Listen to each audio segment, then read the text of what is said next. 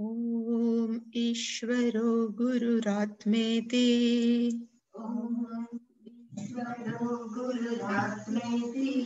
मूर्तिभेदविभागिने व्योमवद्व्याप्तदेहाय दक्षिणामूर्तये नमः। सदाशिवसमारम्भाम् शङ्कराचार्यमध्यमाम् अस्मदाचार्यपर्यन्ताम् वन्दे गुरुपरम्पराम्। ॐ सहनाववतु सहनौ भुनक्तु सह वीर्यङ्करवावहै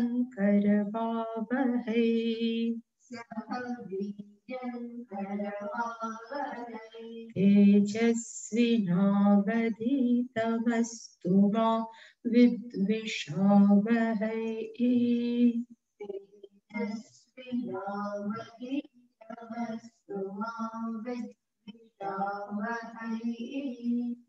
ॐ शान्ति शान्ति शान्तिः।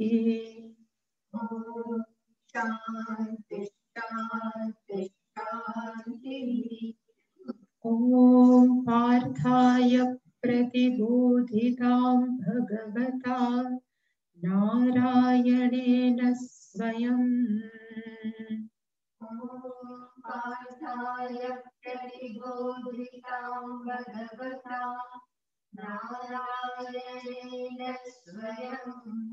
व्यासेन ग्रथितां पुराणमुनिना मध्ये महाभारतम्।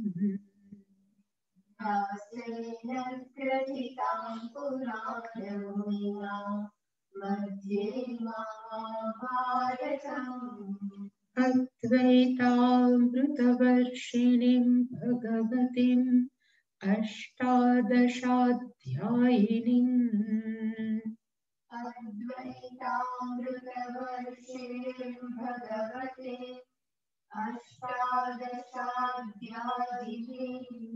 अम्ब त्वामनुसन्दधामि भगवत् गीते भवद्वेषिणीम्।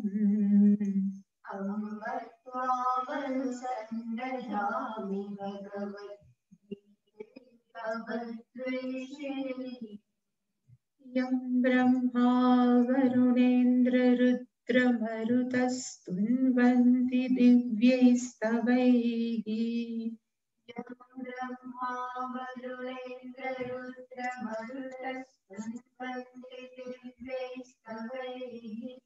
वेदैः साङ्गपदक्रमोपनिषदैर्गायन्ति यं सामगाः।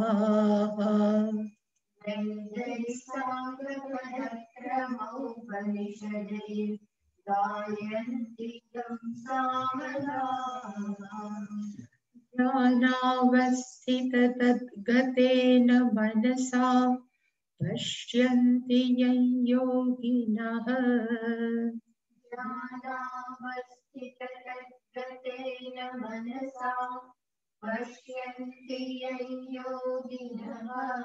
यस्यान्तन्न विदुः सुरासुरगणा देवाय तस्मै नमः।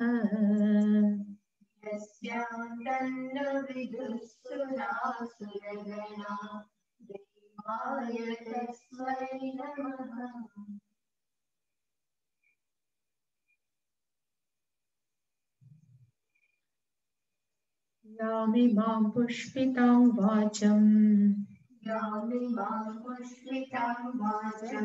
प्रवदन्त्यविपश्चितः वेदवादरताः पार्थ नान्यदस्तीति वादिनः कामात्मानः स्वर्गपराः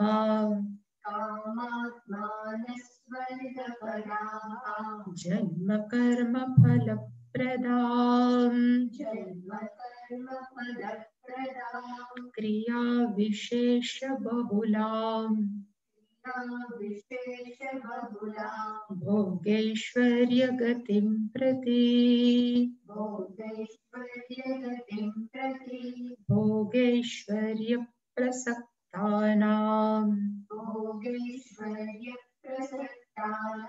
तयापहृत चेतसाम् व्यवसायात्मिका बुद्धिः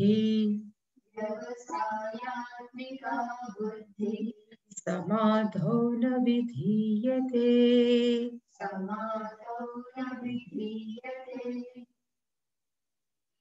त्रैगुण्य विषया वेदाः निस्त्रैगुण्यो भवार्जुन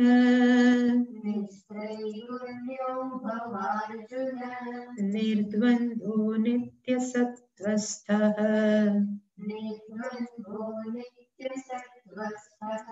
निर्योगक्षेम आत्मवान् यावानर्थौदपाने सर्वतः सम्प्लुतोदके तावान् सर्वेषु वेदेषु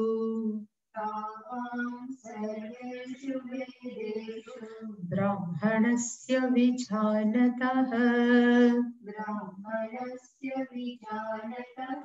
कर्मण्येवाधिकारस्ते मा फलेषु कदाचन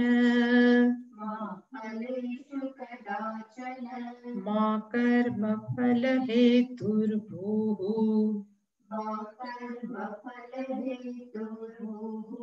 मा ते सङ्गोऽस्त्वकर्मणि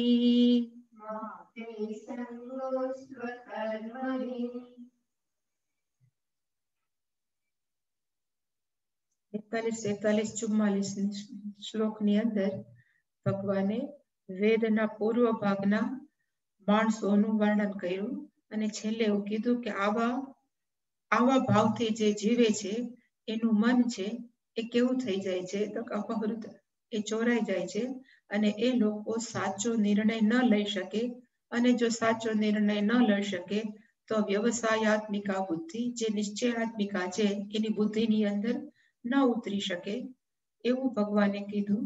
હવે પછીના શ્લોકની અંદર સપોઝ આના પછી આપણે જોયું તો ભગવાને કીધું કે જો વેદો આવા હોય અને વેદો કેવા છે તો ત્રૈગુણ્ય વિષયા વેદા.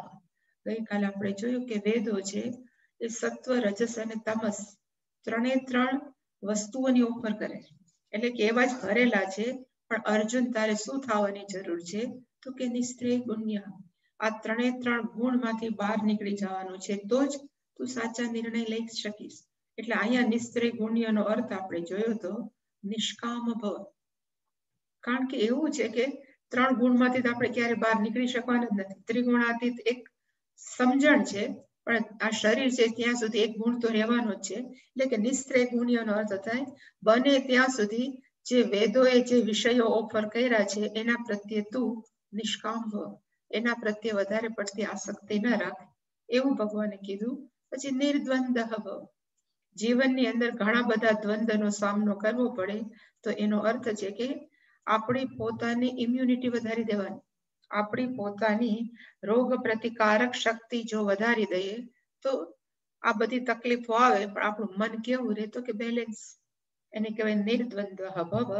નિત્ય સત્વસ્થ ભવ. બને ત્યાં સુધી સત્વગુણની અંદર રહેલો માણસ છે એ યોગ્ય ડિસિઝન લઈ શકે, કે યોગ્ય નિર્ણય લઈ શકે. એટલે ભગવાને કીધું કે નિત્ય સત્વસ્થ. 3 ગુણ તો છે, પણ સૌથી સારો જો સત્વ હોય તો એની અંદર રહેવું. વધારે પડતી અપ્રાપ્તસ્ય પ્રાપ્તિ અને પ્રાપ્તસ્ય રક્ષણનું વધારે પડતું છે એની પાછળ ન દોડવું. એને કહેવાય નિર્યોગક્ષેમ. અને જો ઈશ્વર ઉપર વિશ્વાસ હોય તો ભગવાને કીધું છે કે યોગક્ષેમ વહામ્ય. હું બધાનું જે પણ ખરેખર મેન્ટેન કરવાની હોય લાઈફ એ હું કરવાનો જ છું. અને આત્મવાન ભવ, અપ્રમત્ત ભવ એવું લખ્યું છે. અપ્રમત્ત નો અર્થ થાય મોટે ભાગે આપણે કેવા હોય છે તો કે નેગ્લિજન્સ, બેદરકાર હોય છે. બને ત્યાં સુધી we are not serious for our life. એટલે કે આપણી જિંદગી પ્રત્યે આપણે ગંભીર ન હોય. એટલે કે મોટા ભાગની લાઈફ છે એ આપણે મજાકમાં કે કહેવાય ને રમૂજમાં જ પસાર થાય છે. ભગવાન આટલું કિંમતી જન્મ આપ્યો છે તો હું એનો બધે ક્ષણનો ઉપયોગ કરી લેવો, એવા વ્યક્તિઓ બહુ ઓછા. એટલે ભગવાને કીધું કે આત્મવાન ભવ. તારે શું થવાની જરૂર છે તો કે વધારે પડતું બેદરકાર રહેવાની જરૂર નથી. આપણે આટલું જોયું હતું. હવે છે યાવાનર્થ ઉદપાને સર્વત સંપ્લુતોદકે તાવાન સર્વેષુ વેદેષુ બ્રાહ્મણસ્ય વિજાનતઃ.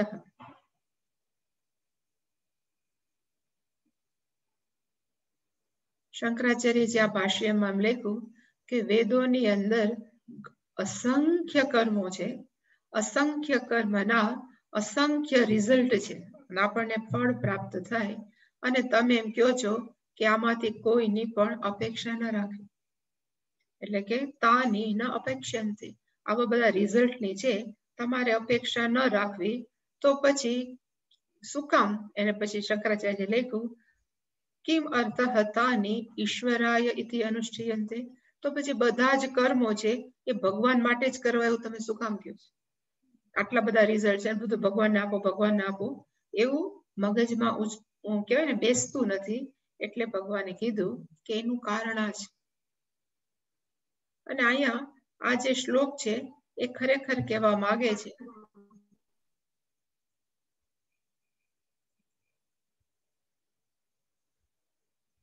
અત્યારે તો મોટા સિટીની અંદર ગમે એટલો દુકાળ હોય ને તે પાણી તો આવે છે. મ્યુનિસિપાલિટીની એ લોકોની જવાબદારી છે. પણ પહેલાના જમાનાની અંદર સપોઝ ગામડું જીવન અહીંયા પણ આજુબાજુના વિસ્તારમાં તો ઉનાળો હોય અને આગલું વર્ષ થોડુંક નબળું ગયું હોય તો ખેડૂતના કૂવાની અંદર પાણી ન હોય. અને પાણી ન હોય એટલે બધા ક્યાં લેવા જાય તો કે ગામમાં એક મોટું તળાવ હોય, એ તળાવની અંદર એ લોકો પાણી લેવા જાય.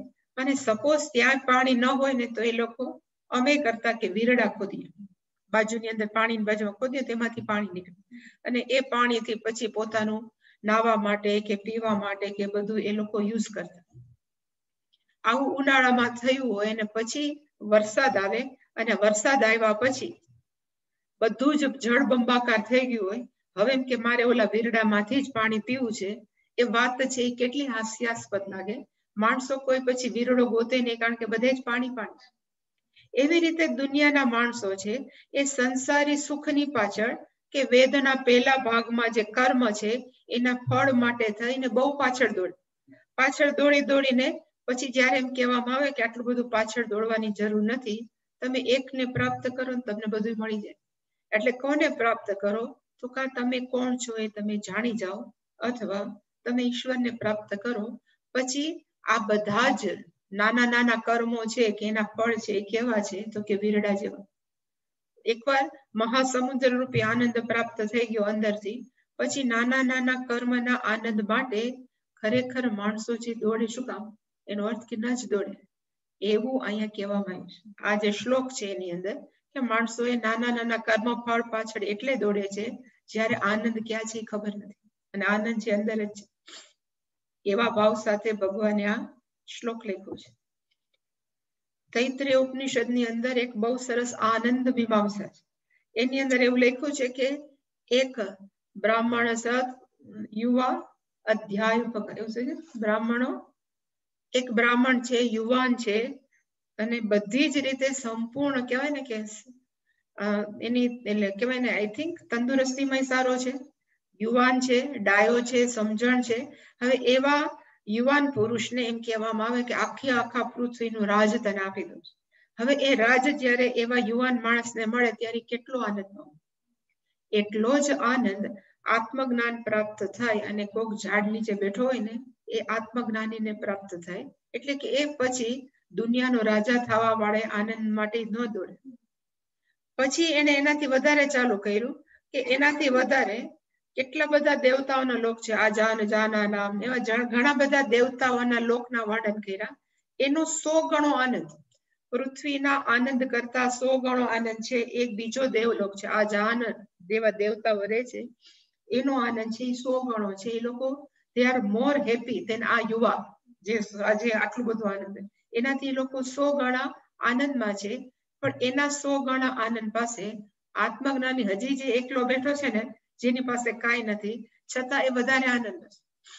પછી વધતા જ ગયા એટલે આજાન નામ, પછી સ્વર્ગના દેવતા આવ્યા, પછી ઇન્દ્ર આવ્યા, પછી ઇન્દ્રના ગુરુ આવ્યા. એ બધાનો 100 ગણો આનંદ વધતો ગયો. એ બધા આના કરતા 100 ગણા. અને છેલ્લે ઇવન બ્રહ્માજીનું સ્થાન આવ્યું કે બ્રહ્માજીનો જે આનંદ છે એ આનંદ તો આજે મહિલોકનો જે ઓલા રાજા બનાવે એનો 1000 ગણો વધારે છે. પણ ધારો કે પૂછવામાં આવે કોઈ આત્મજ્ઞાનીને કે બ્રહ્માજીના આનંદ કરતા તમારો આનંદ કેવો છે, તો કે સવિશેષ. એટલે કે એ વ્યક્તિ છે ક્યારે પણ પછી નાના આનંદ પાછળ ન દોડે. એકવાર આનંદનું પ્રાપ્તિ થઈ ગઈ એટલે અહીંયા ભગવાન કે છે ઉદપાને. ઉદપ નો અર્થ થાય સ્મોલ રિઝર્વોયર, નાના તળાવડા કે નાના કુવા કે નાના વીરડા, એને કહેવાય ઉદપાન. એટલે કે યાવાન અર્થ, આપણો જે અર્થ ખાવા પીવા રાંધવા નાવા ધોવાનો એને કહેવાય અર્થ. આપણે ક્યાં એના માટે આપણે શેનો યુઝ કરીએ, તો કે ઉદપાને. નાના પાણીના જે વીરડા છે એમાંથી આપણે ઉનાળાની અંદર આપણી જીવન જરૂરિયાતની પાણીની વસ્તુઓ છે આપણે ત્યાં જઈને પ્રાપ્ત કરીએ. પણ પછી વરસાદ આવે અને આખું ગામ છે કેવું થઈ ગયું છે, તો કે સર્વતઃ સંપ્લુત ઉદકે. આખું જેમ ગામને જોઈએ એ પૂરેપૂરું ભરાઈ ગયું, સંપ્લુત ભરાઈ ગયું છે. અને કેનાથી, તો કે પાણીથી. હવે એ પછી કોણ ઉદપાન પાસે જાય, કોણ એ નાના વેરડા પાસે જાય, કોઈ ન જાય. એવી જ રીતે ભગવાન કહે છે કે સર્વેષુ વેદેષુ, વેદો છે એની અંદર પૂર્વ ભાગમાં ત્રૈગુણ્ય વિષયા વેદા, એની અંદર એને જાતની ઓફર કરી છે કે તમને આ મળશે. યામીમાં પુષ્પિતામ વાચક છે, સ્વર્ગ પરાહા કામાત્મનાહા. એ બધા એ જે આનંદો છે ખરેખર કેના જેવા છે, તો કે ઉદપાન જેવા, જીવત વીરડા જેવા છે. પણ કોના માટે છે, તો કે બ્રાહ્મણસ્ય વિજાનતઃ. જે આત્મજ્ઞાની છે, અહીંયા બ્રાહ્મણનો અર્થ જનોયધારી બ્રાહ્મણ નથી, પણ આત્મજ્ઞાની. જે આત્મજ્ઞાની છે, જે પોતે કોણ છે સંપૂર્ણ એ જાણે છે કે હું સર્વવ્યાપક ચૈતન્ય તત્વ છું. એ વ્યક્તિ માટે વેદમાં ઓફર કરેલા બધા જ આનંદો છે કેવા છે, તો કે નાના વીરડા છે. અને કહેવાનો ભાવાર્થ કે એકવાર આત્મજ્ઞાન પ્રાપ્ત થયા પછી કોઈ પણ વ્યક્તિ એટલે કે આત્મજ્ઞાની વ્યક્તિ છે એ વેદોમાં કે ઇવન દુનિયાના કોઈ પણ નાના મોટા ભોગ કે આનંદ પાછળ દોડવાની જરૂર નથી. કારણ કે એને ખબર છે જે છે બધું હું જ છું. એવું ભગવાન અહીંયા ક્લેરિફાય કર્યું. એટલે ઘણી વાર માણસો એમ કહે ને કે ભાઈ આ રસ્તો તો કેવો બોરિંગ છે, ઈશ્વરને પ્રાપ્ત કરવાનો રસ્તો બોરિંગ છે, કે ભાઈ ઉપનિષદ છે બોરિંગ છે. પણ જે ખરેખર જેને રસ પડે છે ને જે આનંદ થાય છે એ આનંદ છે એ દુનિયાના કોઈ પણ વિષયમાં નથી, એવું ભગવાને સ્પષ્ટ કીધું. અને શંકરાચાર્યજીનું ભાષ્યમ પણ બ્યુટીફુલ લખ્યું છે. ખાલી જોઈ લે, આમ વાંચતી નથી, પણ કીધું કે જેવી રીતે જગતની અંદર ખૂબ કૂવો છે, તળાવ નો અર્થ થાય નાનું તળાવ છે, એવું જાતના નાના આપણે પાણીના વોટર રિસોર્સિસ રાખ્યા હોય કે અહીંથી આપણને પાણી મળે. એ કેવું છે એને કહેવાય ઉદપાન. અને એ કેવડું હોય તો કે પરિચિન્ન, નાનકડું હોય, મર્યાદિત હોય, પણ એની અંદર માણસો શું કરે છે તો કે સ્નાન પાન આદિ યાવાન અર્થ, આપણી જીવન જરૂરિયાતની વસ્તુઓ છે, ખાસ કરીને ઉઠીએ ત્યારે બ્રશ કરવું, નાહવું, ધોવું, એ બધાની કહેવાય યાવાન અર્થ. આપણી જીવન જરૂરિયાતની વસ્તુઓ છે ત્યારે આપણે ક્યારે પરિપૂર્ણ કરીએ તો કે નાનકડું ઉદપાન હોય તો. હવે એ જ એનું ફળ છે કે આપણે જે બધું કરીએ છીએ એ ક્યારે થાય તો કે સર્વતઃ સંપ્લુતોદકે, જ્યારે આપણે બધું આખું ગામ છે પાણીથી ભરાઈ ગયું હોય ત્યારે એ વીરડો છે એ ક્યાં થઈ જાય તો કે અંતર્ભવથી, એની અંદર સમાઈ જાય, પછી વીરડાને ગોતવાની જરૂર ન પડે. એવી જ રીતે આત્મજ્ઞાન થઈ જાય, નાના મોટા દુનિયાવી આનંદો શું થઈ જાય તો કે આત્મજ્ઞાનની અંદર સમાઈ જાય, એને જવાની જરૂર પણ ન પડે. એટલે એક જગ્યાએ એવું કીધું છે કે ધર્મ, અર્થ, કામ અને મોક્ષ, 4 વસ્તુ છે, આપણે કહીએ પુરુષાર્થ. ધર્મ, અર્થ અને કામ અને મોક્ષ છે, એટલે કે ધર્મ, અર્થ અને કામ એ 3 પુરુષાર્થ છે એ માણસો કરતા હોય અને મોક્ષ ન હોય ને તો મોટા ભાગના માણસો એની ઈચ્છતા નથી. કે મોક્ષ છે હંમેશા કેવો રહી જાય તો કે બાકાત, મોક્ષ પુરુષાર્થ છે. પણ જો કોઈ મોક્ષ પુરુષાર્થ પાછળ મચી પડે તો ધર્મ, અર્થ અને કામ છે એની અંદર સમાઈ જાય. એટલે કે મોક્ષ છે એ કેવું છે તો કે સર્વત સંપ્લુતોદકે, અને આ ધર્મ, અર્થ કેવા છે એટલે ખાસ કરીને અર્થ અને કામ છે એ કેવા છે તો કે ઉદપાન છે. એની અંદર માણસો ગમે એટલું પ્રાપ્ત કરવા માંગે તો થોડુંક ને થોડુંક ઓછું જ પડે, એવું ભગવાન કહેવા માંગે છે.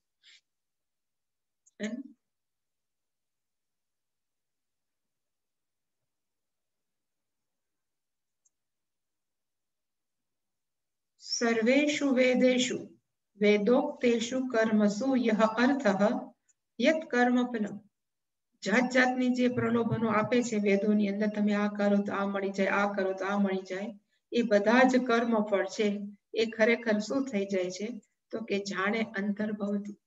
કોની અંદર અંતર્ભવતી? તો ઓલામાં જે લખ્યું છે ને બ્રાહ્મણસ્ય, શંકરાચાર્યજી થોડાક વધારે વાલા છે. કોણ છે તો કે સંન્યાસીના, એટલે કે સંન્યાસી લખ્યું, ઘણી વખત એવું આવશે, પણ પછી એને ચોખવટે કરી કે જે પણ પરમાર્થ તત્વને જાણતું હોય, બ્રાહ્મણનો અર્થ એવો નથી કે માત્ર સંન્યાસી, પણ જે પણ વાસ્તવિક ઈશ્વરનું સ્વરૂપ જાણતો હોય એ બધા જ માટે જગતનું આખે આખું વિષયનું ફળ છે કેના જેવું છે તો કે આત્મજ્ઞાન છે એ સર્વતઃ સંપ્લુત ઉદકે સ્થાની. આત્મજ્ઞાન છે કે મોક્ષ છે કે હું સર્વવ્યાપક છું એ કયા સ્થાને છે તો કે જેમ ઓલા ગામડાની અંદર વરસાદ આવે ને આખું ગામ જલમય થઈ જાય ને એવી રીતે એ છે, અને એની અંદર નાના મોટા છે એ બધું શું થઈ જાય તો કે સમય છે. એટલે કે માણસો પછી એની પાછળ દોડે નહીં, કારણ કે માણસો એની પાછળ દોડે છે એનું કારણ છે કે એને એમ લાગે છે કે ત્યાં સુખ છે, હું આટલું જલસા કરું કે આટલા ભોગ ભોગવું, આટલું ખાઈ લઉં તો મને આનંદ આવે, આટલું હોટલમાં જઈને ફરી આવું તો મને સુખ મળે, એટલે કે સુખ માટે થઈને જ માણસો દોડે. પછી એકવાર એને ખબર પડે કે સુખ તો બહાર ગમે એટલું દોડવું તો બહુ ખાવ તો અપચો થાય, પેલા વધારે કરું તો શરીર માંદું પડે, એના કરતા એકવાર હું જાણી જાઉં કે હું જ જ્ઞાન સ્વરૂપ છે, અંદર જે સુખ મળે છે એવું સુખ તો બહાર નથી. અને એકવાર આ જ્ઞાન થયું પછી કોણ એની પાછળ દોડે? એટલે એ આ ભગવાન કહેવા માંગે છે. અને છેલ્લું જે લખ્યું છે એ બહુ સરસ લખ્યું શંકરાચાર્યજીએ, કે એનો અર્થ છે જ્ઞાન નિષ્ઠા અધિકાર પ્રાપ્તે હે પ્રાક. આપણને જ્ઞાન નિષ્ઠા થાય એ પહેલા માણસોને શું કરવાની જરૂર છે તો કે કર્મની અધિકૃત, ત્યાં સુધી જ એને કર્મ કરવાની જરૂર છે. અને આ બધા કર્મ છે કેવા સ્થાનમાં છે તો કે કૂપ તડાગાદી અર્થ સ્થાની. નાના નાના આનંદો છે કેના જેવા છે તો કે કુવા જેવા છે અને સરોવર જેવા છે, પણ એકવાર જ્ઞાનમાં નિષ્ઠ થઈ ગયા, એ જ્ઞાનના આનંદમાં મગ્ન થઈ ગયા, પછી એમ કે હાલો હોટલમાં આવું છે તો કે નથી જરૂર, અમારે કઈ એવી જરૂર નથી. એનો અર્થ કે ત્યાં સુધી કર્મ કર્તવ્ય, ત્યાં સુધી માણસોએ શું કરવાની જરૂર, જ્યાં સુધી જ્ઞાન નિષ્ઠા પ્રાપ્તિ ન થાય ત્યાં સુધી કર્મ કર્તવ્ય, ત્યાં સુધી માણસોએ કર્મ કરવાના છે. એટલું કીધા પછી હવે જે બહુ ફેમસ શ્લોક છે, ખાલી આપણો નહીં પણ આખા જગતમાં માણસો આ શ્લોકને ઓફન કોટેડ વારંવાર કહે છે અને આ ખરેખર આ શ્લોકની અંદર ટોટલ 4 વાક્ય છે, પૂરેપૂરા 4 વાક્ય છે. પેલું વાક્ય છે અહીંયા પૂરું થાય છે, કર્મણીય અધિકારસ્તે. બીજું વાક્ય છે મા ફલેષુ કદાચન. ત્રીજું વાક્ય છે મા કર્મ ફલ હેતુહુ ભૂહુ. ભૂહુ ને પૂરું થાય. અને ચોથું વાક્ય છે મા તે સંગઃ અકર્મણી અસ્તુ. આ 4 વાક્ય એક શ્લોકની અંદર છે. પેલું વાક્ય છે કર્મણી અધિકાર હતે. એને જરાક વ્યવસ્થિત ગોઠવીએ તો કે કર્મણી તવ અધિકાર, એટલે કે કર્મની બાબતની અંદર અધિકારનો અર્થ થાય પસંદગી છે, ચોઈસ છે. અહીંયા અધિકારનો આપણે કહેવાય ને કે સ્વતંત્રતા એ મારો જન્મસિદ્ધ અધિકાર છે, એવો અધિકાર નથી, પણ અહીંયા અધિકારનો અર્થ થાય પસંદગી છે, તારી ચોઈસ છે. અને અહીંયા મેં થોડુંક લખ્યું છે, થોડુંક નહીં પણ જસ્ટ ફોર. કર્મણી એવ અધિકાર હતે.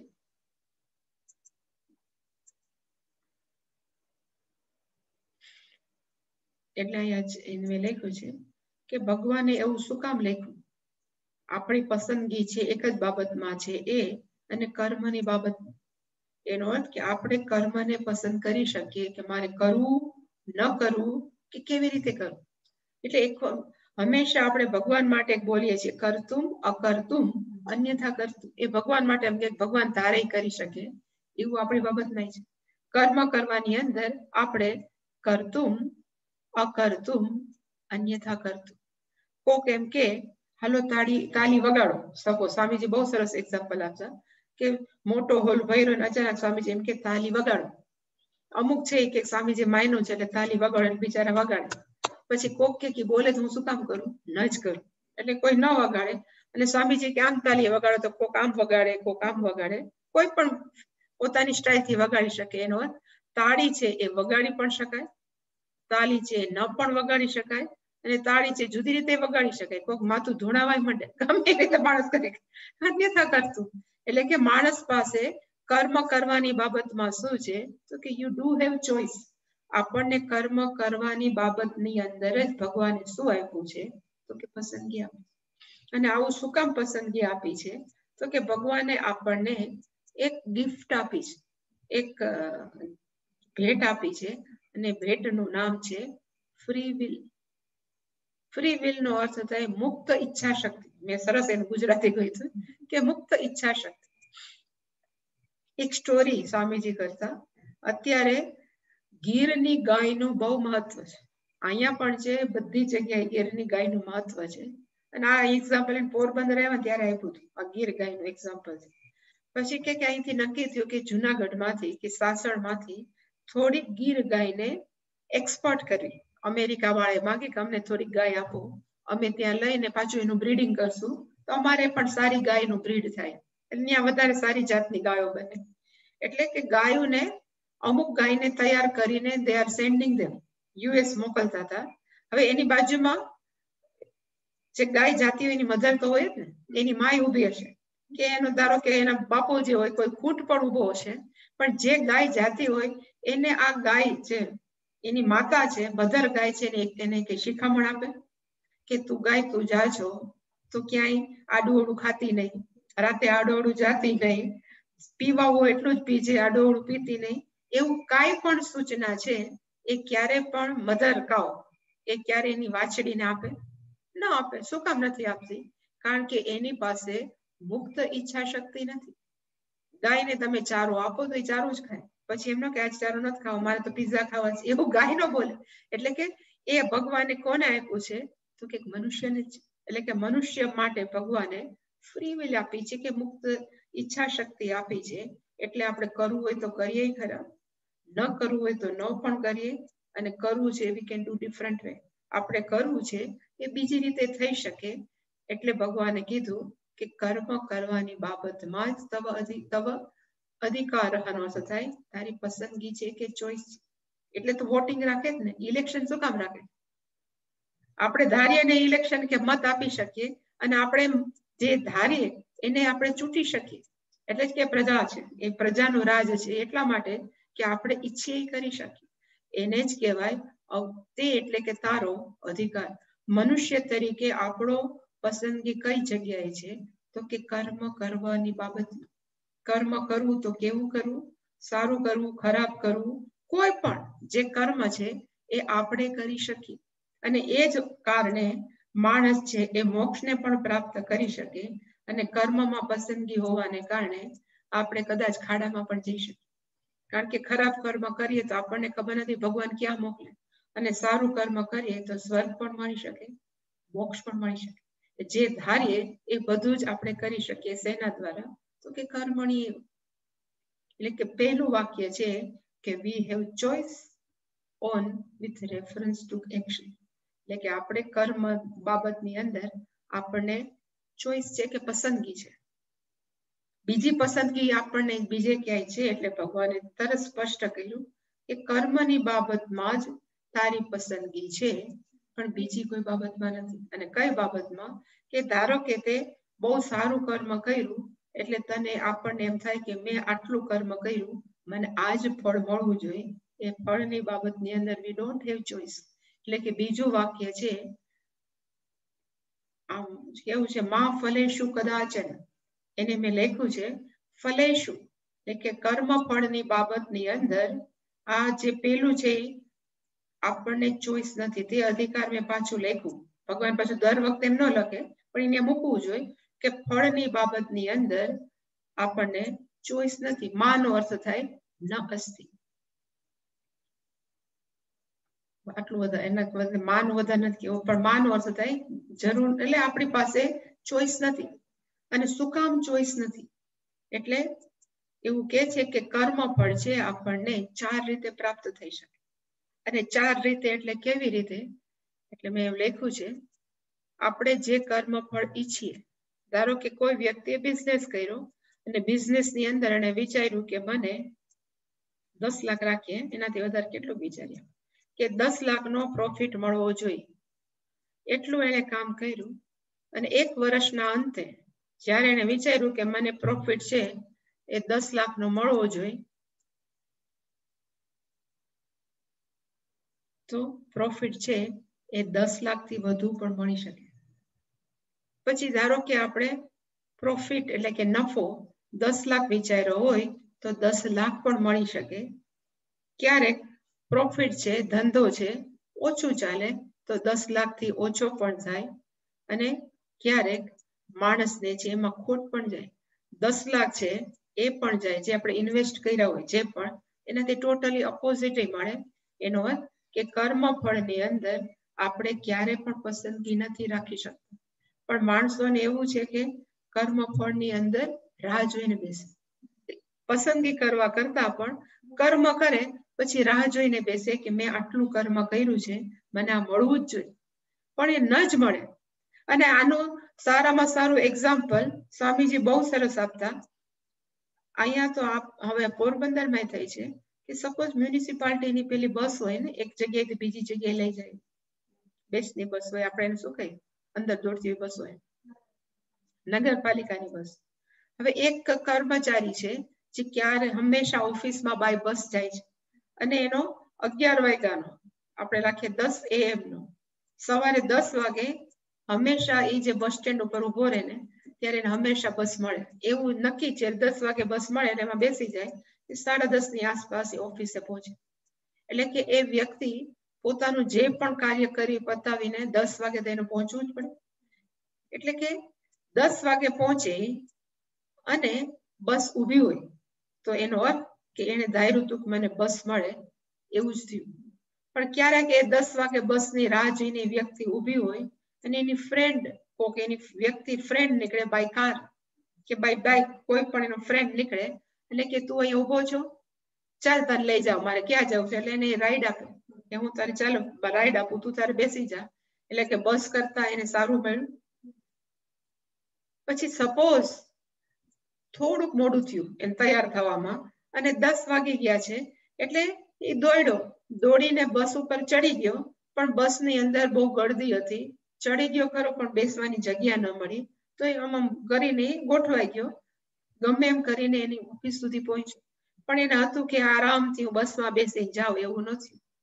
અને એનાથી વધારે વર્સ્ટ કે ખરાબ ક્યારે થઈ શકે તો કે સપોઝ એ 10 વાગે પહોંચવાનું હતું, એમાં એને થોડુંક મોડું થયું તૈયાર થવાની અંદર, અને બસ સ્ટેન્ડ છે એના સામે દેખાય, એના ઘરની સામે, અને એને જોયું કે 10 વાગે બસ આવે છે, અને દોડ્યો ક્રોસ કરવા માટે કે હું રોડ ક્રોસ કરી લઉં અને જો મને બસ મળી જાય તો હું તરત બેસી જાઉં. પણ ભગવાનનું કરવું કે કોકે છાલ નાખી હતી રસ્તાની અંદર, એ છાલ ઉપર એ વ્યક્તિનો પગ પડ્યો, એ પડી ગયો, અને ત્યારે જ કોઈ કાર આવતી હતી કે સ્કૂટર આવતું હતું કે એની સાથે એ ભટકાણો, અને જ્યારે જાગ્યો ત્યારે એને પૂછ્યું કે હું ક્યાં છું, કે હું કોણ છું, કે હોસ્પિટલમાં પણ પડે. એટલે કે ટોટલી એક જ કર્મ કરીએ પણ કર્મનું ફળ છે એ કોઈ પણ રીતે મળી શકે. અને માણસો દુઃખી શું કામ થાય છે? કારણ કે જેવું કર્મ કરે એટલે તરત રાહ જોઈને બેસે.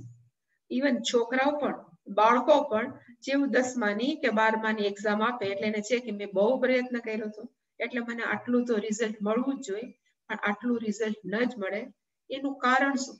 માણસોને એમ પણ થાય ને કે આટલી બધી મહેનત કરી છે તો મને આ કર્મનું ફળ છે એ મળે શું કામ નહીં?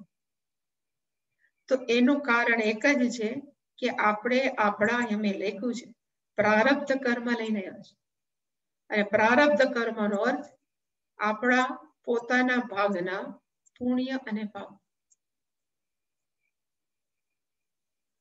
ઉપા લખું છું, તમે સમજી જશો. પુણ્ય અને પાપ લઈને આવ્યા. હવે કેટલા પુણ્ય છે આપણા ખાતામાં પ્રારબ્ધ કર્મમાં, અને આપણા પ્રારબ્ધ કર્મની અંદર કેટલા પાપ છે આપણને ખબર નથી. વળી પાછા એઝ એ હ્યુમન બીંગ પાછો આ જન્મ મળ્યો છે, એમાં પણ આપણે રોજના રોજ કંઈક ને કંઈક કર્મ કરીએ છીએ. એ કર્મના પણ આપણને શું મળે છે? તો કે પુણ્ય અને પાપ મળે જ છે.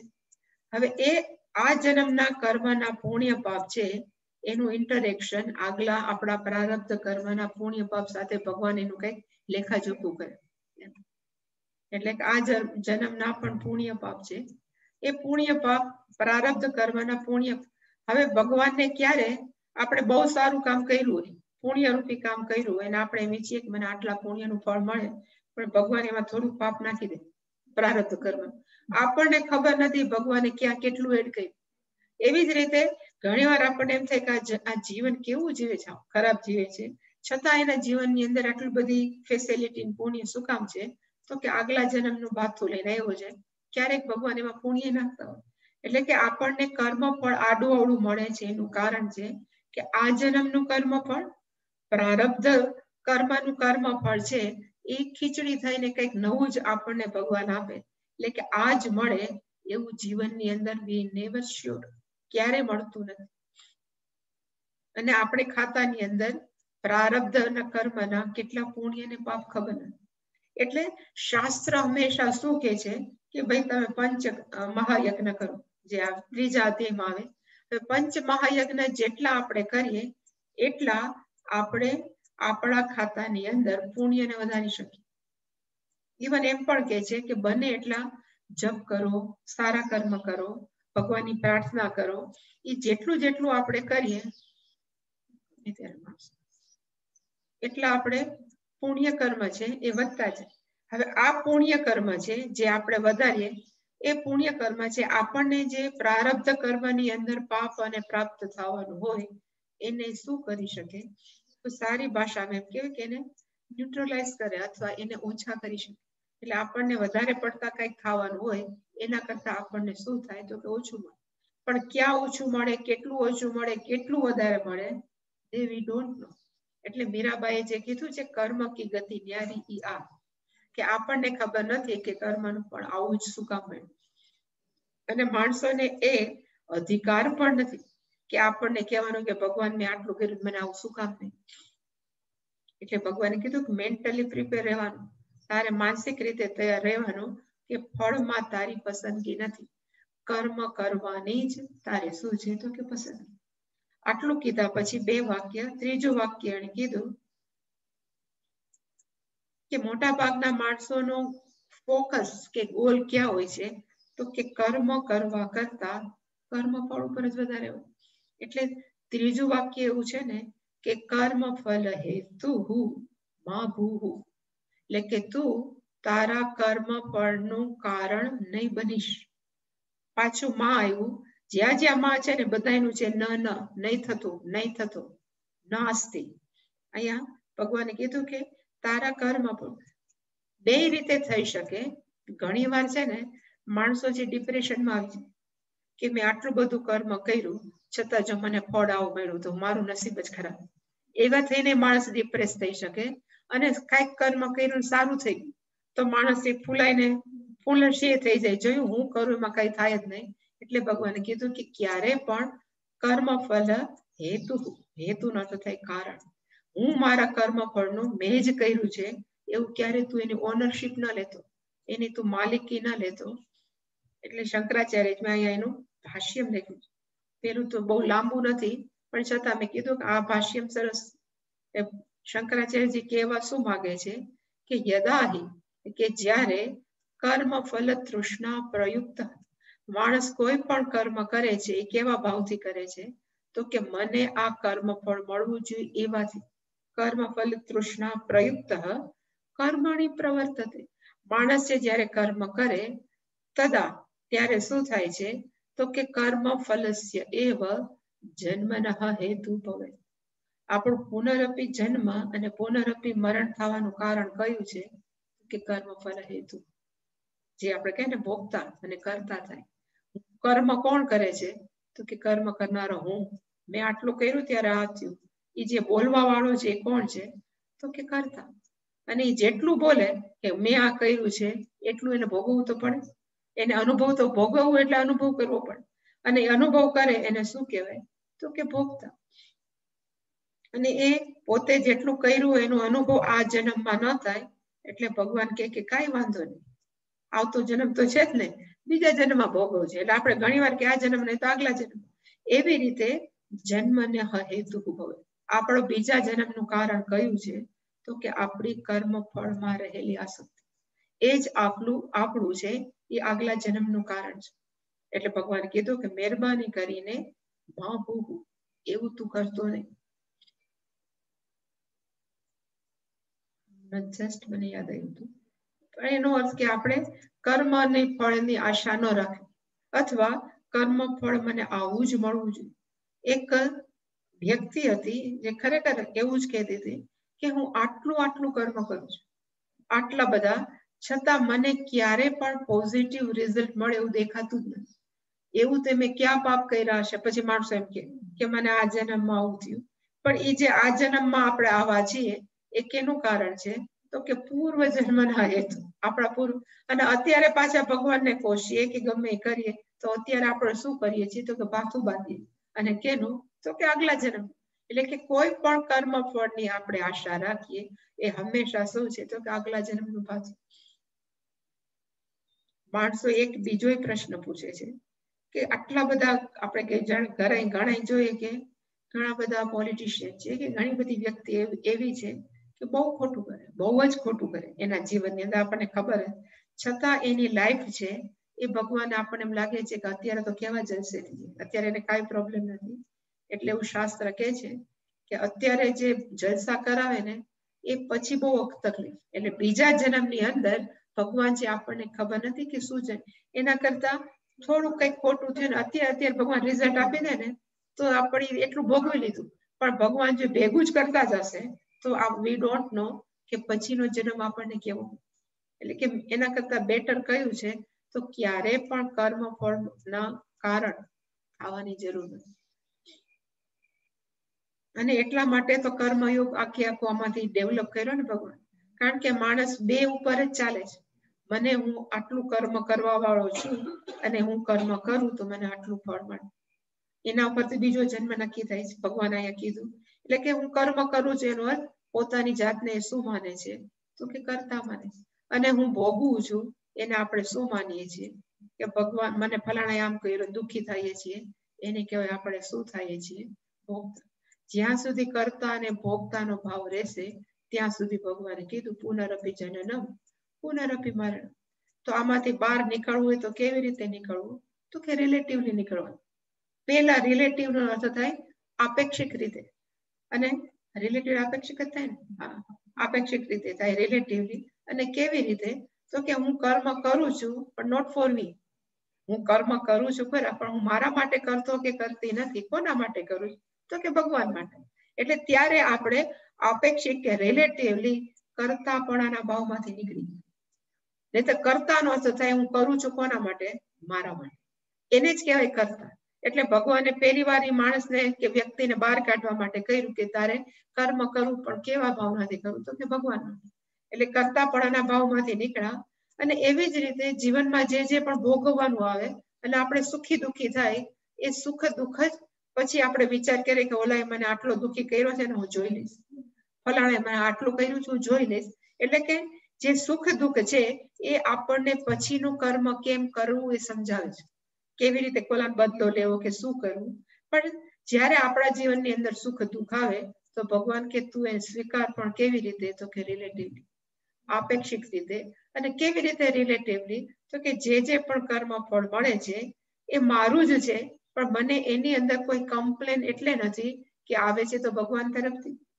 જે પણ છે ભગવાનની જ પ્રસાદી છે, તો ત્યાં પણ રિલેટિવલી આપણે કર્મ ફળ મને મળ્યું એ ભાવમાંથી નીકળી. જેવું એ ભાવમાંથી નીકળ્યા એટલે કે મનની અંદર જે પણ રાગ દ્વેષ હોય, કરતાપણાના કે ભોગતાપણાના, કે મને દુઃખી કરે છે હું જોઈ લઈશ, એ ભોગતાપણાના રાગ કે દ્વેષ થયા.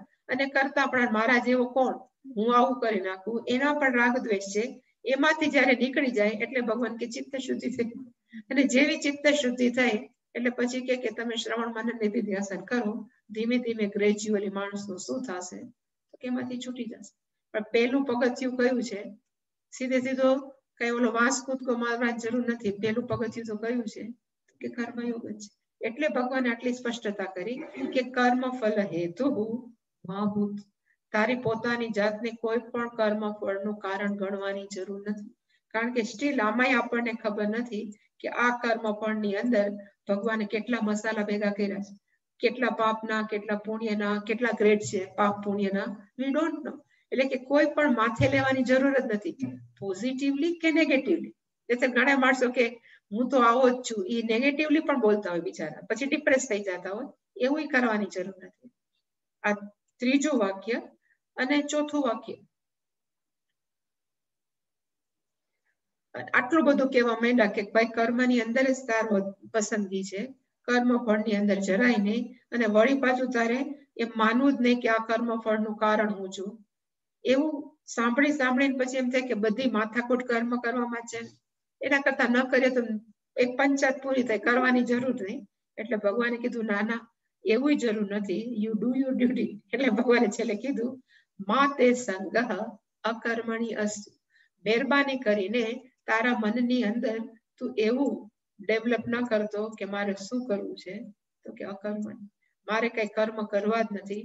કર્મ કરીએ તો કરતાપણું આવે, કર્મ ફળ ભોગવીએ તો ભોગતાપણું આવે. એનાથી બેટર મારે શું છે?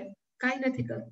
જેમ અર્જુન એવી રીતે જ ભાગતો હતો ને, જો હું કર્મ કરું તો ભીષ્મને દ્રોણ મરી જવાના છે, એના કરતા બેટર અકર્મ, યુદ્ધરૂપી કર્મ ન કરું તો બધા બચી જશે, હું એ બચી જઈશ.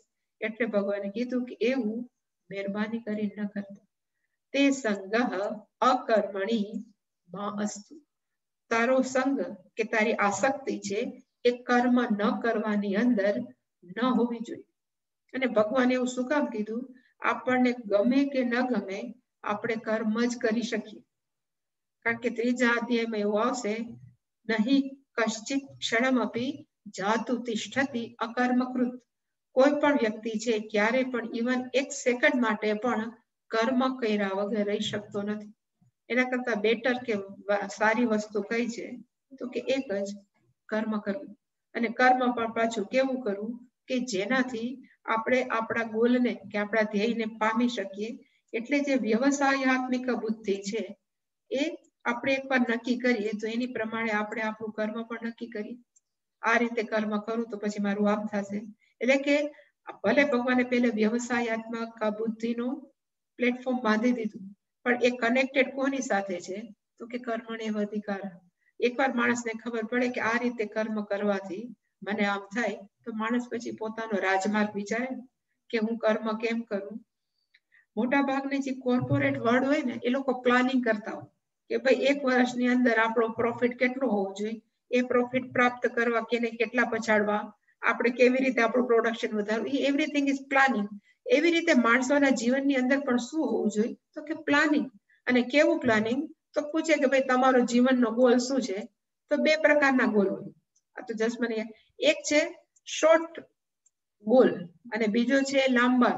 લાંબા ગોલની અંદર કયો આવે, તો કે ગમે એમ કરીને મારે જાણવું છે કે હું કોણ છું, એને કહેવાય લોંગ ટર્મ ગોલ.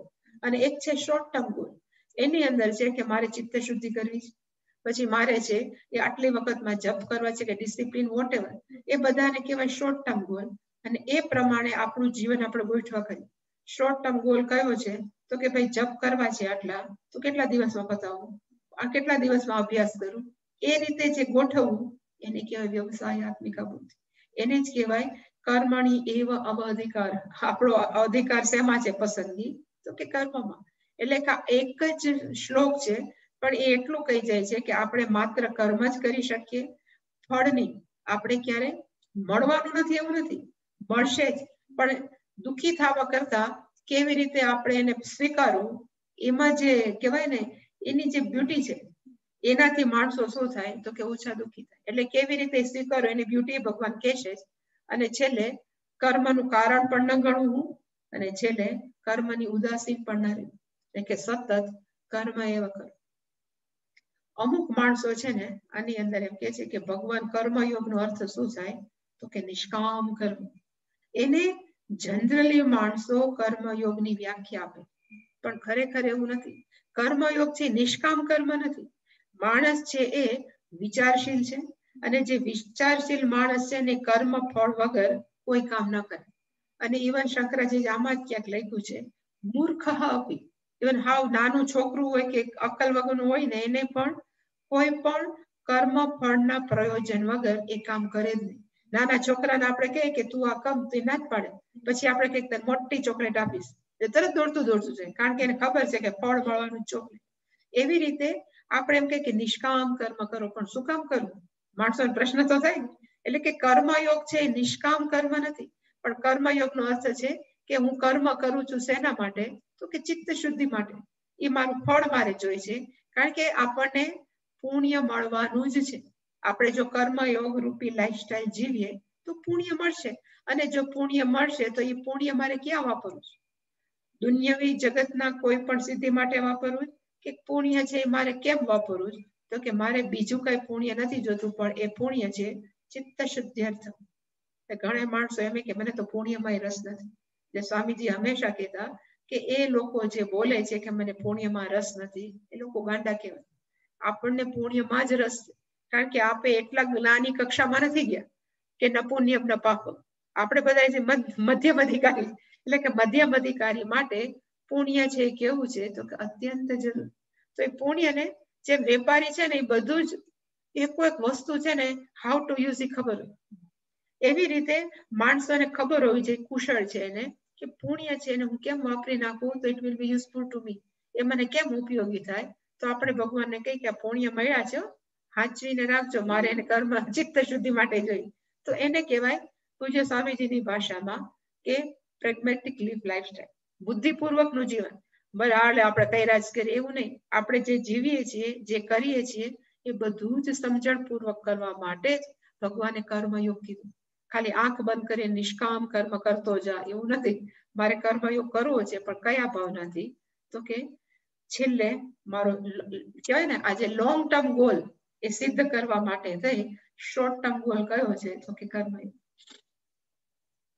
એવું કીધા પછી એના પછીનો શ્લોક,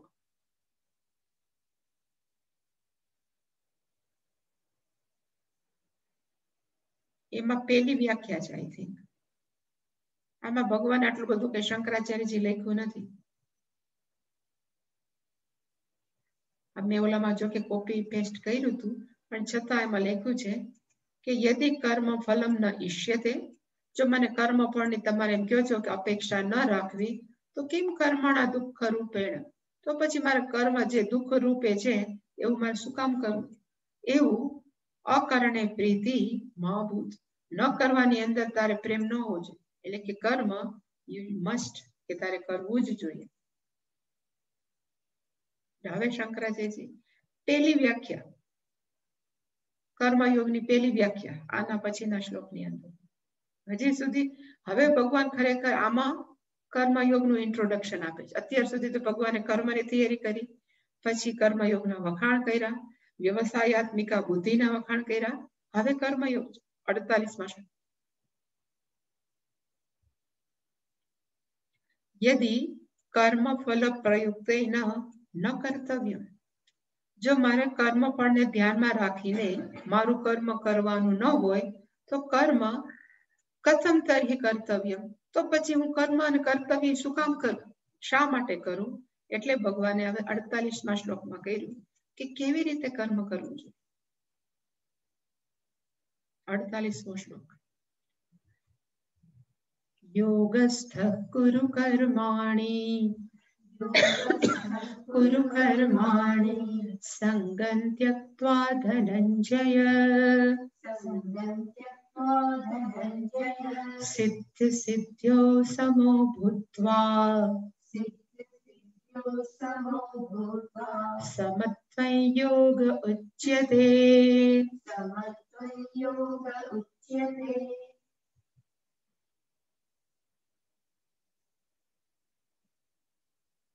કર્મયોગની બે વ્યાખ્યા છે. સમત્વમ યોગ ઉચ્યતે, કર્મયોગ કોને કહેવાય તો કે સમત્વમ, અને બીજું છે શું છે કર્મનો. આના પછી આમાં નથી આટલું બધું કોણ કરે. બીજું છે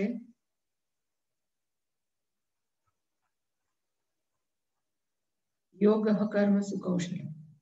એટલે બંને છે એ ડેફિનેશન છે કે એની વ્યાખ્યા છે યોગ કર્મયોગ. ઘણી વાર કીધું પણ છતાં એક સ્પષ્ટતા.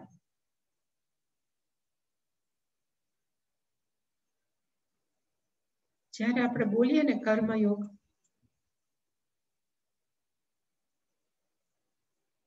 ત્યારે એની અંદર બે શબ્દ છે, કર્મ અને યોગ.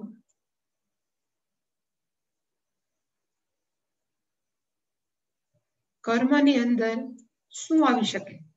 એટલે એમ કીધું કે કર્મની અંદર બે વસ્તુ આવે. પહેલી વસ્તુ છે કર્મ કેમ કરવું, એ કર્મની અંદર આવે. કેમ કરવું આખું જ લખ્યું.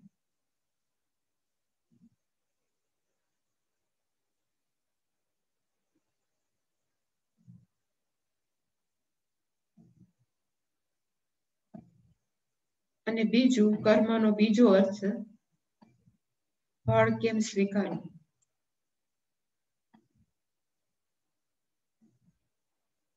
એ બંને કર્મની અંતર્ગત જ આવે. કેમ એક્સેપ્ટ કરવું, ફળ કેમ સ્વીકારવું. આટલું બધું તો સ્વી લખું છું ખાલી. કેમ સ્વીકારવું. અને યોગની અંદર શું આવે તો કે કર્મ કરતી વખતે કેવી ભાવનાથી કર્મ કરવું, અને કર્મ ફળ સ્વીકારતી વખતે કેવી ભાવનાથી કર્મ સ્વીકારવું, એને કહેવાય યોગ. એટલે કે યોગનો અર્થ થાય કેવી ભાવનાથી. એટલે અહીંયા યોગનો અર્થ ભાવના.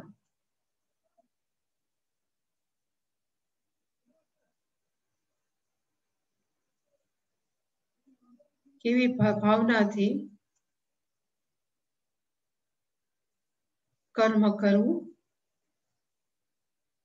અને કેવી ભાવનાથી ફળને સ્વીકારવું.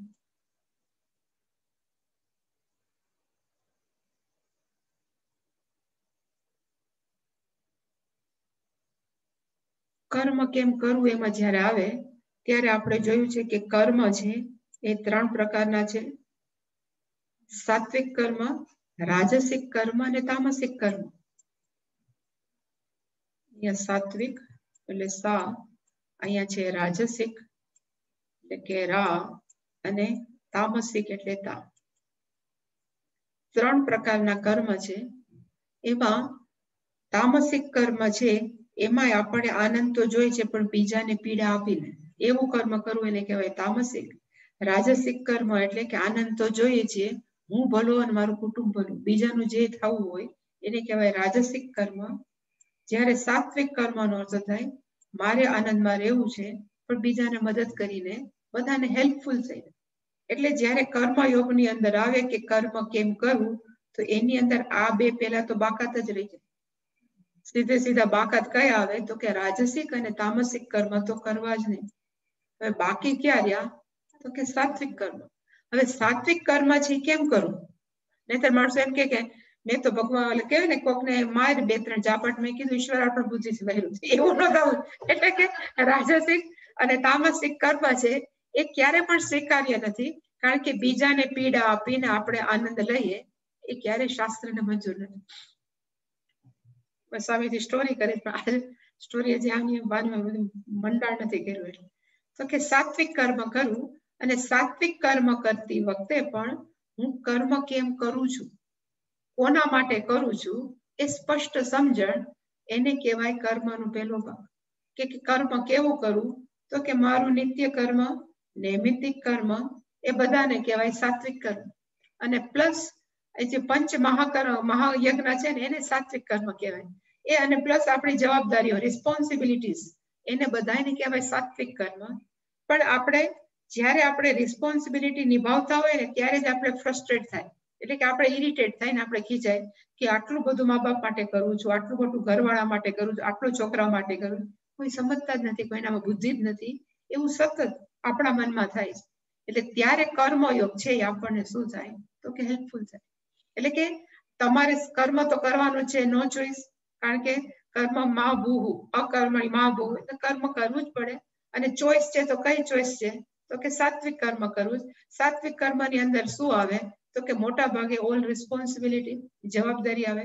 અને જવાબદારી જ આપણને ઇરિટેટ કરે. જવાબદારી છે આપણને કહેવાય ને આપણને એમ થાય કે ખોટું કરીએ છીએ કે બોજારૂપ, ને આપણને ફ્રસ્ટ્રેટ બનાવે, અંદરથી ખીચ ચડાવે.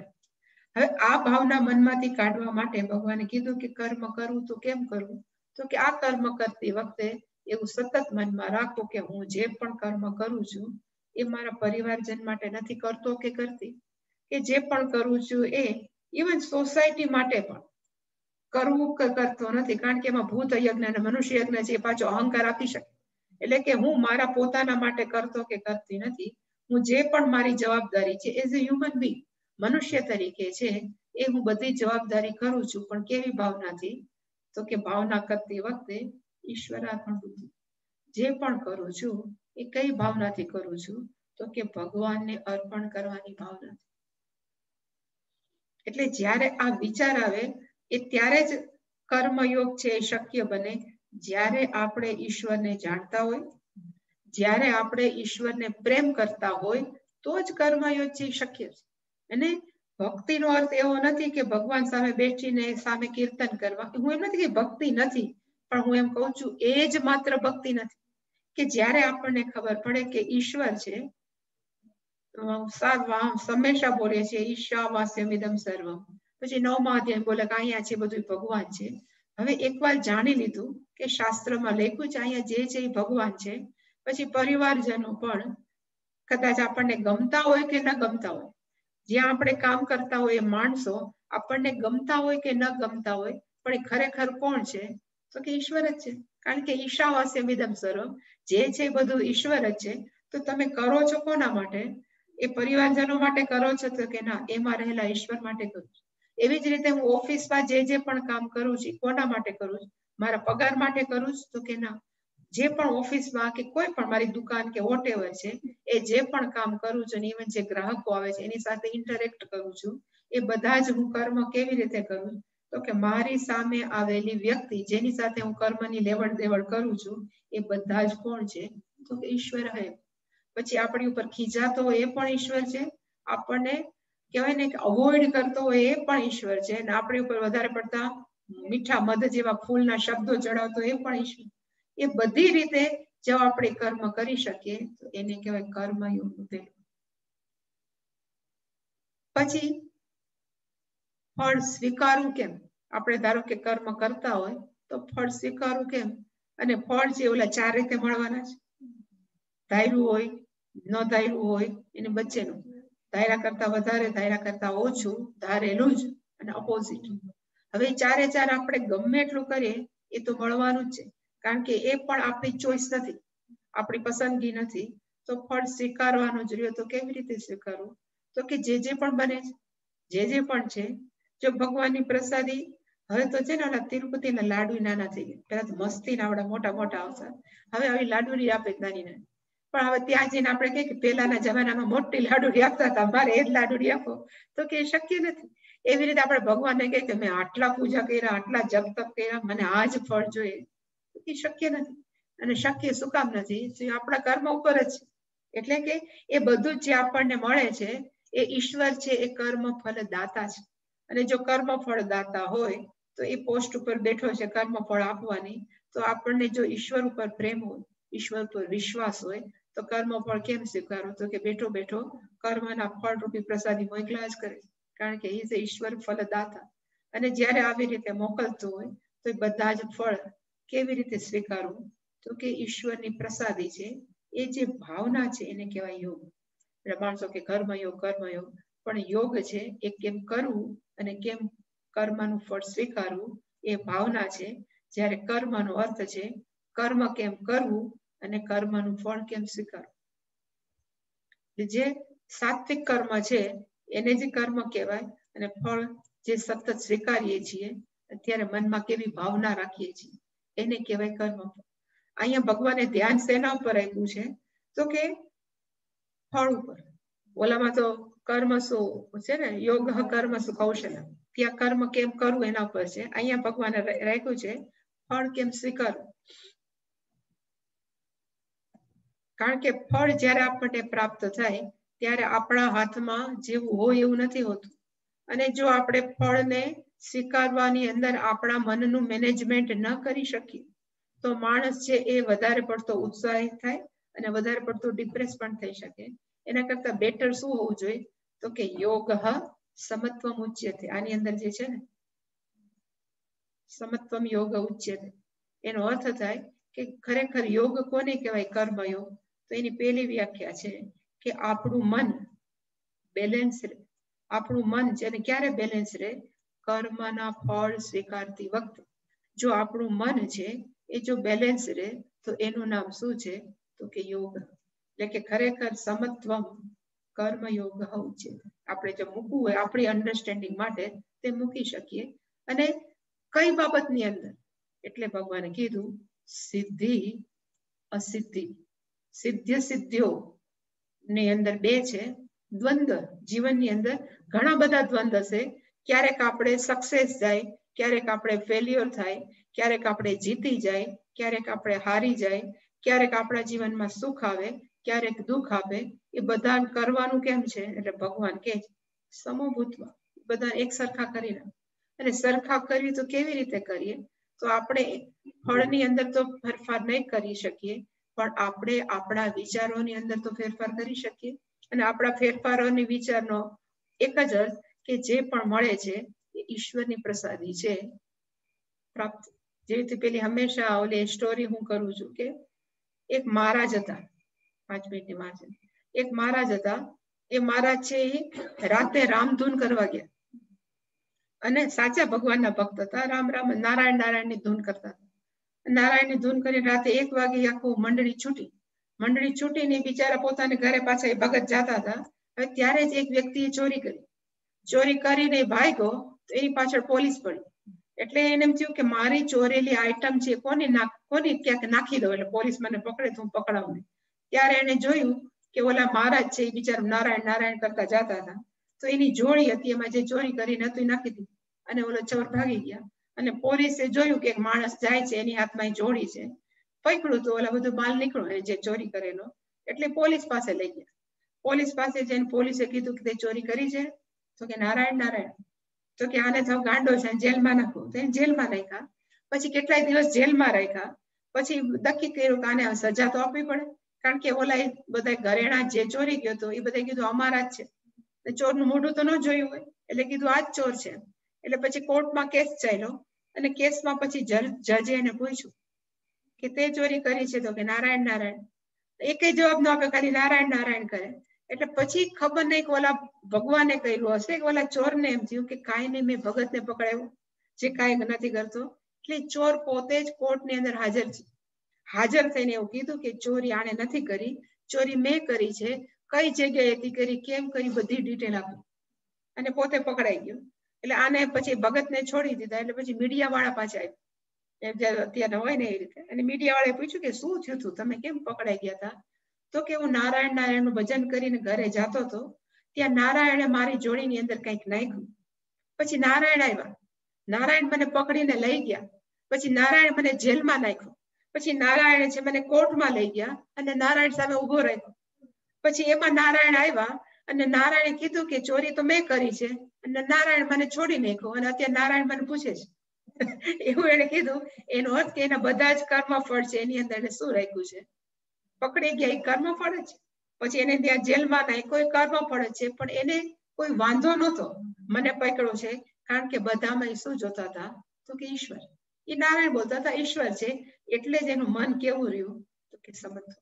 એટલે કે આપણા મનને બેલેન્સ કરવા માટે કે સમ રાખવા માટે એક જ સ્વામીજી કહેતા બફર છે, એક જ વસ્તુ છે જે આપણને મનને શું રાખે? તો કે બેલેન્સ. અને એનું નામ કયું છે? તો કે કર્મયોગ. પણ કર્મયોગની અંદર પ્રસાદ બુદ્ધિ, એ પ્રસાદ બુદ્ધિ છે એ આપણા મનને બેલેન્સ રાખતા શીખવે. પણ આની ડિટેલ યોગસ્થ ગુરુ કર્માણી એ સોમવારે.